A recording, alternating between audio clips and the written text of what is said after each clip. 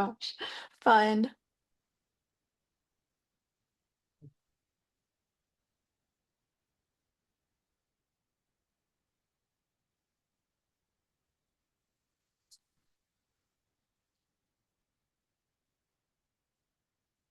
Oh,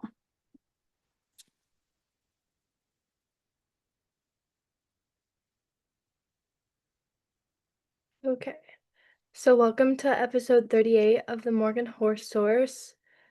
Our first question for you is how did you go from being a golf champion to being like an equestrian performance coach? well, it's about a 60-year story, so I'll try to keep it short. Um, First of all, lay the foundation that I was one of those girls, like a lot of girls growing up, like wanted a pony and just would see a horse and my heart just lifted, whether it was at a parade or traveling the countryside and seeing one. So I always, since I can remember, had a passion for horses. But I started playing golf at a young age, was a national champion, junior world champion, uh, played golf. Golf was the foundation of our family fun and everything and traveling, and was pretty much the top girl junior player when I was going into college. And, what I love to tell young people is that any bad situation is usually a blessing of personal growth. And I chose a school that wasn't right for me and a golf program that wasn't exactly fit my personality and my learning styles. And in 2 years, I had gone from being at the, top of my game to quote unquote just feeling like a failure, feeling like I didn't live up to expectations, and ended up quitting golf and quitting that school. So, through that, I learned number one, how important the mental game is everything. I had gotten negative. I wasn't doing the little things. I wasn't as structured as I was when I was in high school. I didn't have positive self talk because I didn't have my family around me to kind of help cheerlead me. I was very hard on myself, and that kind of blossomed. So that's kind of how, out of that bad situation, I became really interested in the mental game as I got into the golf business. I was a golf instructor for like 30 years.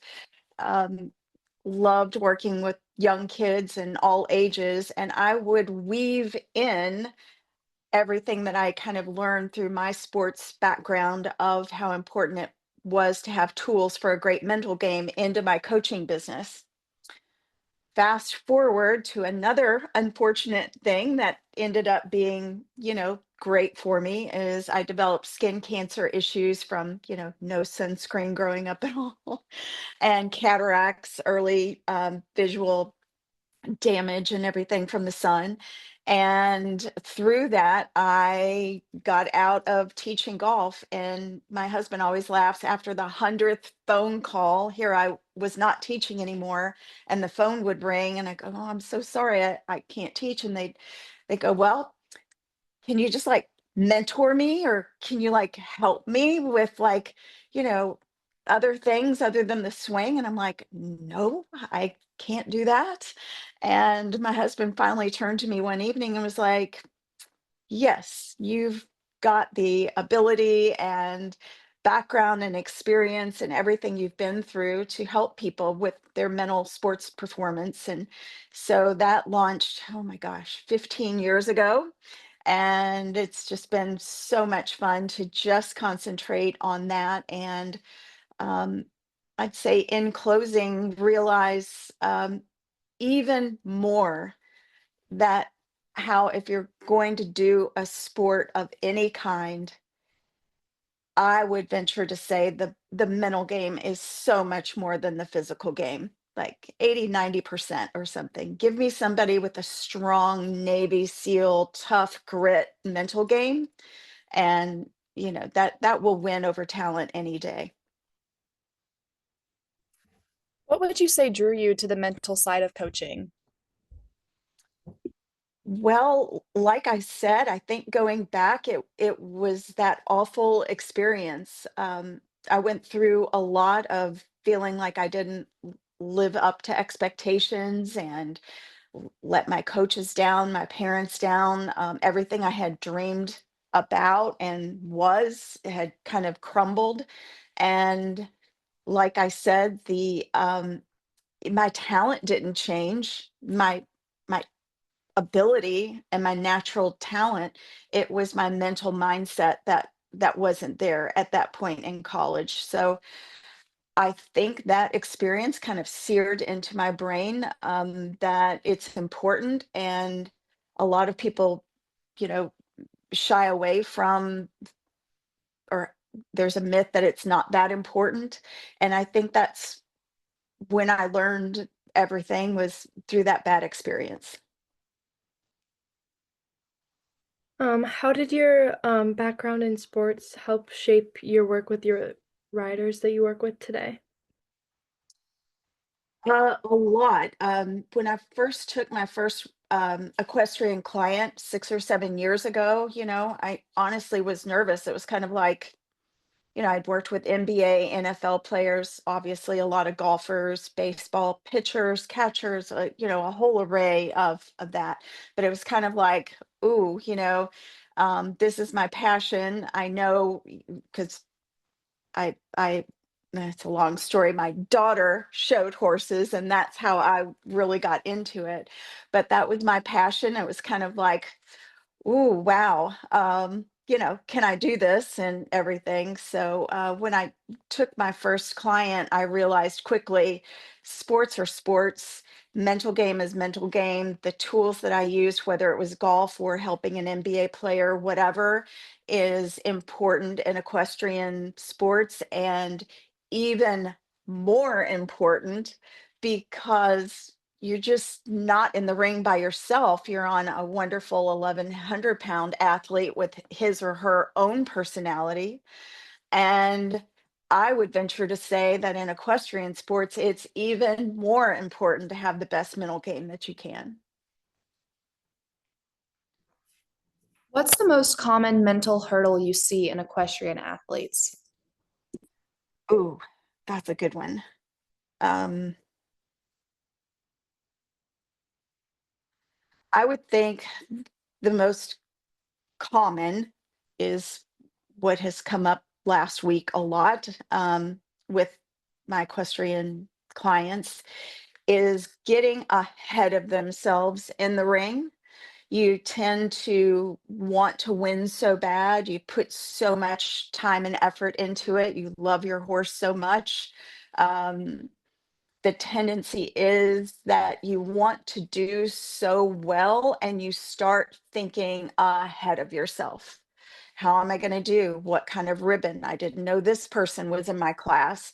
Am I going to get the correct canter lead? Am I going to be able to pull off? I haven't shown really well first way this year. Can I make that? Anyway, I think the biggest hurdle is riders tend to get ahead of themselves mentally while they're on the horse instead of riding every step, staying present moment in the power of now with the horse that's underneath you.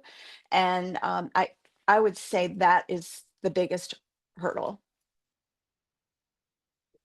Can you share a breakthrough story with a rider that you've coached? Yes, I had an interesting thing this week happen that I thought it's a little bit crazy and out there, but it was definitely a breakthrough. I had a 10-year-old rider that would, in the makeup ring, and well, prior to the show, walking to the makeup ring and getting in the makeup ring, that is when her nerves would start to get her. She would get very nervous, maybe stomach butterflies turned into kind of a stomach ache. Um, you know, Borderline worry slash anxiety would kind of set in and get very, very nervous. And that's a common thing. I had an instructor, a trainer that was very open to my crazy ways. And one of the ways the girl felt more present moment, at ease, confident was with AirPods. And so the trainer was open to listening to music prior to the show, listening to music walking up to the makeup ring, listening to music while the horse was warming her beautiful horse up, and leaving them in to get onto the horse and take a few steps. Then she takes them out, hands it to the trainer. They go in the pocket. Then she, makes a few passes and goes into the ring. And she won 2 championships this past weekend at, a really huge show. So, what scientifically happened is that listening to the music, she didn't have the time and the cluttered mindset to be thinking, you're listening to music, your brain stays very present moment, free, uncluttered, a lower frequency. And basically, it kept her busy. You have to have time to get in an anxious state. And that didn't allow her that time. So I think that was a really cool thing last week. And kudos to the trainer that was like, we'll try it, we'll try it. How do you coach differently for young versus elite riders? Young versus elite or young versus older riders? Young versus elite and older. Okay. That's a great question. When I am lucky to get a rider that has won many world championships or is a trainer or is very gifted, talented, and ridden a long time, it's interesting and fun. And um, basically, I'm taking that person usually back to ground zero, so to speak. uh, who are you? What is your why? What are your strengths and your weaknesses? What are your goals? And so it's kind of interesting working with a top tier echelon rider.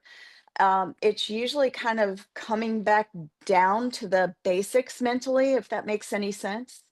So that's kind of always an interesting thing about that. With young riders, I have a kind of a cool approach of um, having them, if they're old enough, to take a personality profile test on my website to kind of see what animal that they are. And I try to make it fun and everything. And if I can get a young rider understanding why they get nervous, why they get anxious, or just the starting to look at how they're wired and why things happen, that's super powerful with my young ones. With my older clients like myself, um, a lot of the focus usually is sometimes on fear. Um, what could happen, um, being, you know, older sometimes comes with being very knowledgeable and a lot going through your head. So having how to tone that down and everything. So I guess those are 2 or 3 examples of how sometimes it's a little bit different with age or talent level. How do you help equestrian athletes stay calm while also managing the horse's energy? Oh boy. Yes. Horses' energy feed off of us. They are frequency readers, as I call them. You can kind of down the road, I have the Kentucky Humane Society Equine Division, drive past a whole big group, and the ones in the middle are usually laying down and relaxing.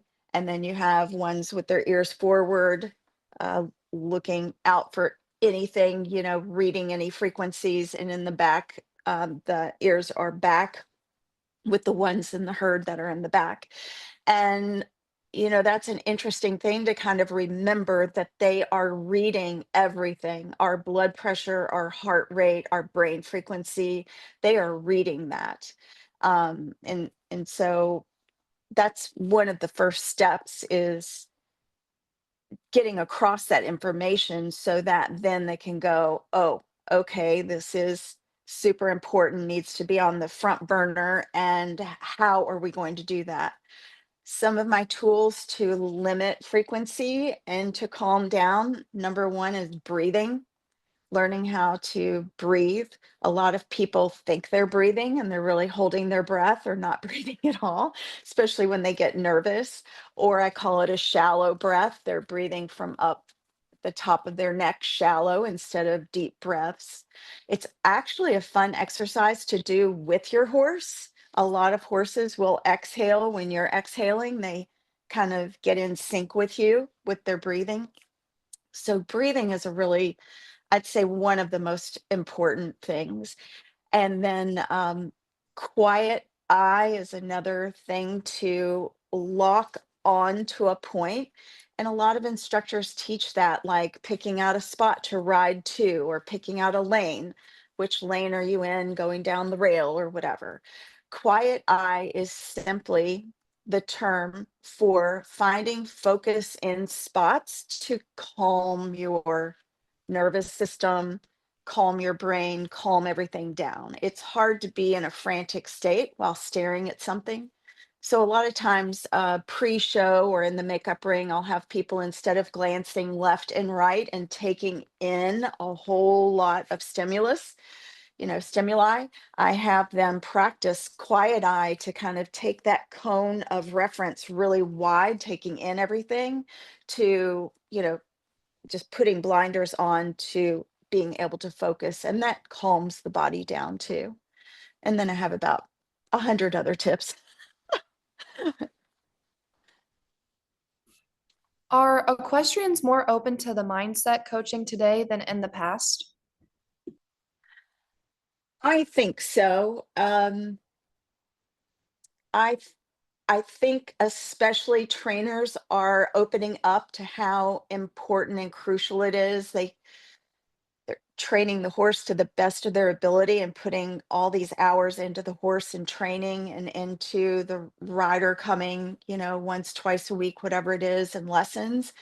And um, I I know that the trainers I work with, which is growing, are realizing that, hey, if I can get my rider's physical game in line with a great mental game, I have it made, because it's just so important with the connection of the horse. So um, I would go out on a limb and say, yes, it's growing and becoming much more acceptable, and definitely growing interest.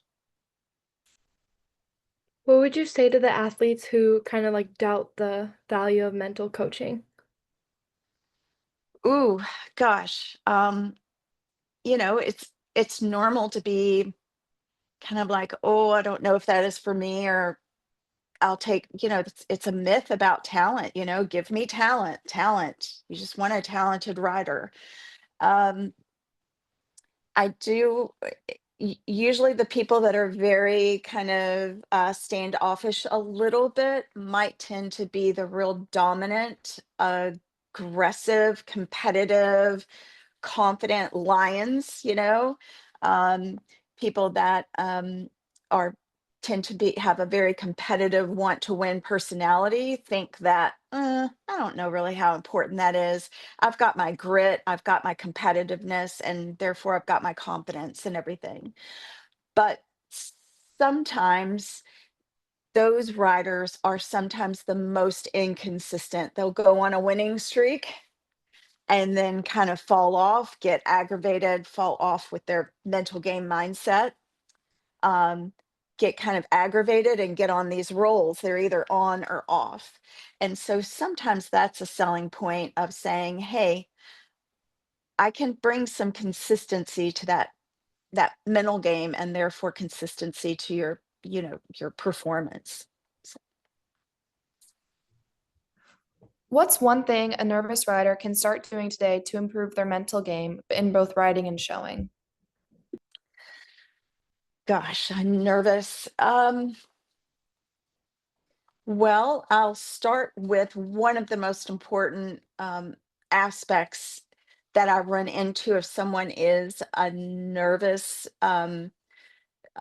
type profile, throughout the week, and especially on show day and pre-show, is the power of positive self talk. What story do you write with your posture and your words and what you say about yourself? What story are you writing? Are you constantly saying how nervous you are and so's in my class and uh, I didn't know that many were in my class. This is such a big show.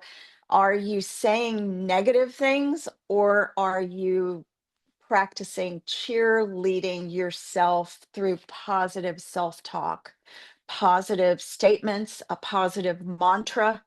A mantra is also a very strong, powerful tool to help with nerves. A mantra is simply a phrase that you say over and over and to create a new reality. For example, my nerves would always come in golf and playing professional golf from living up to expectations or setting a high standard for myself. And my funny mantra was always, it's time to let the big hawk fly. That was a fun mantra that my father and I kind of shared an inside joke on. You have practiced, you have watched what you ate, you've exercised, you've been very scheduled, you have worked hard, you've got the talent level, you've got everything. Now it's time to let the big hawk fly, which just was a fun little metaphor for relax, go play one shot at a time. There is nothing to fear. There is just don't look at outcome, don't worry about anything, just sink into present moment of go have fun one shot at a time. And so a mantra is very powerful because it became my story. That's who I was out on the golf course. It was time to just let all the pressure go and go with what I had. In the show ring, when you are getting ready to enter a show ring, a mantra that you would repeat to yourself, and to your wonderful horse underneath you is a powerful thing. I have some riders right now using it's just another open gate. That's a powerful mantra of relax. I've been here before, done this. Let's go ride with no fear of outcome. Let's go. So mantras are, I would think, one of my top things along with self-talk. Kind of going with that, how would you help a rider stay focused after they made a mistake during a competition? Ooh, that's a good one. Um, I usually, in the first two sessions with someone, give my spiel about I'm trying to take them to a professional mindset in their equestrian performance. And what is a professional mindset? When I talk to trainers, when I hang out with trainers, when I watch trainers show and able to talk to them, they know they have weaknesses. They know some bobble might happen. They are not trying to go in and be perfect. They have the horse's strengths. They know the horse's weaknesses. They are going in to showcase that horse down the straightaways with the strengths. Most amateurs are going, Dear Lord, I don't want to make one mistake. Can I have a clean ride ever? Is this the night that I finally get my canter leave? Whatever. So I really try to give the speech of a professional mindset is realizing that there's very clean, perfect rides in all your years, right? You might have one where every single thing, but that is not really reality.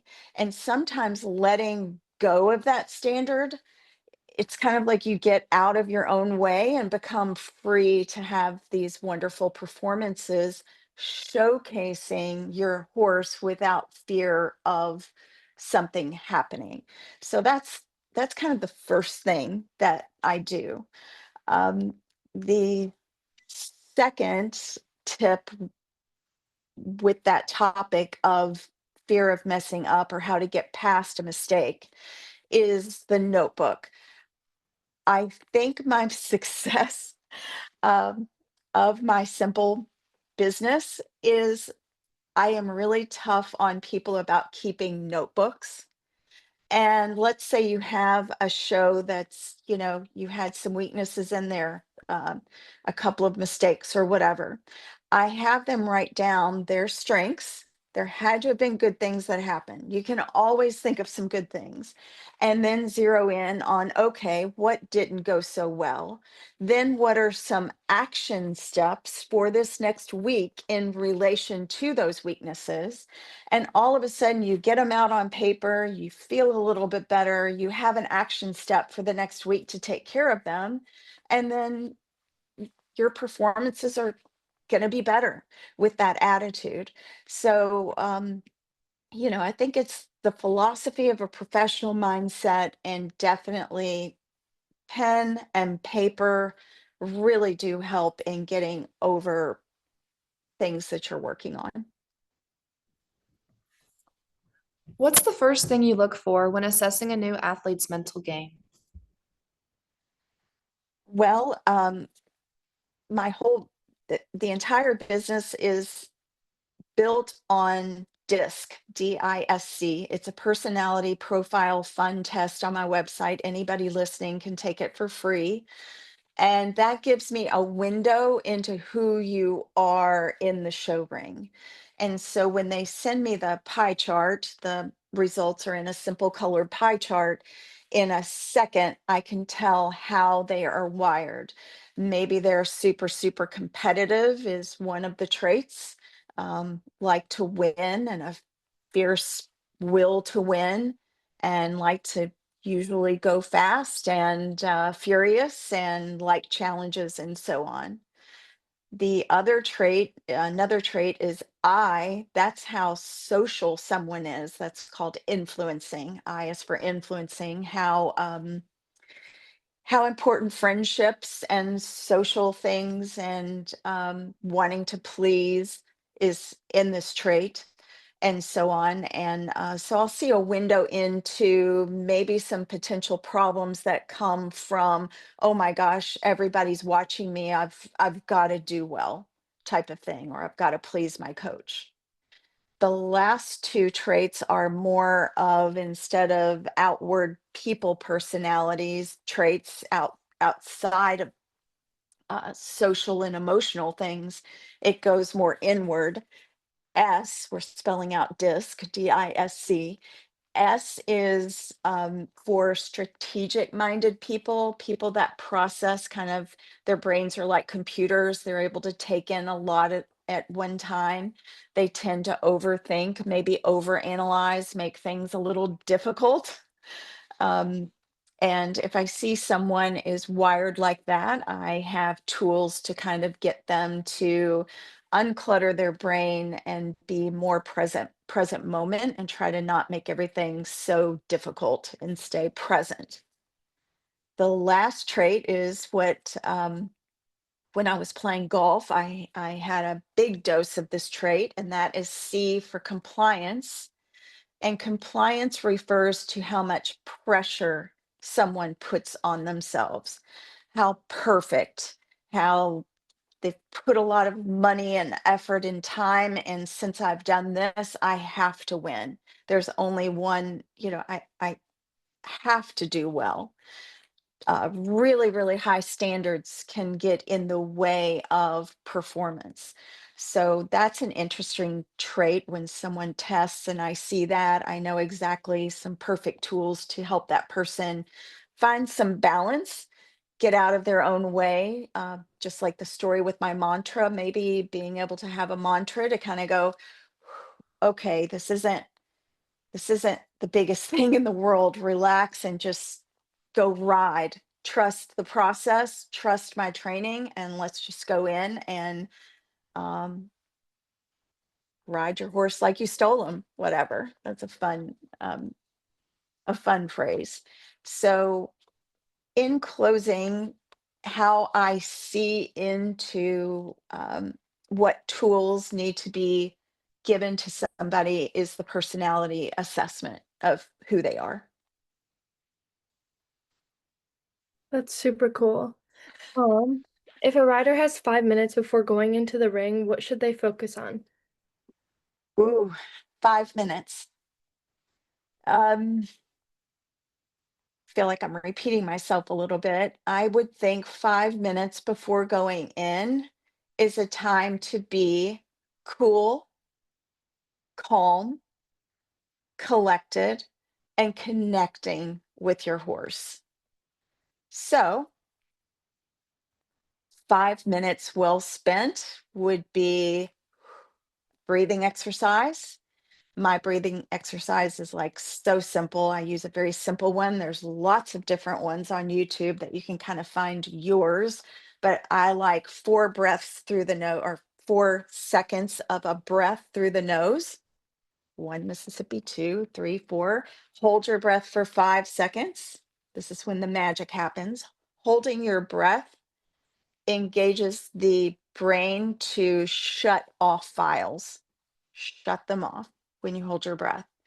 Then a cleansing breath out the mouth for 8 seconds.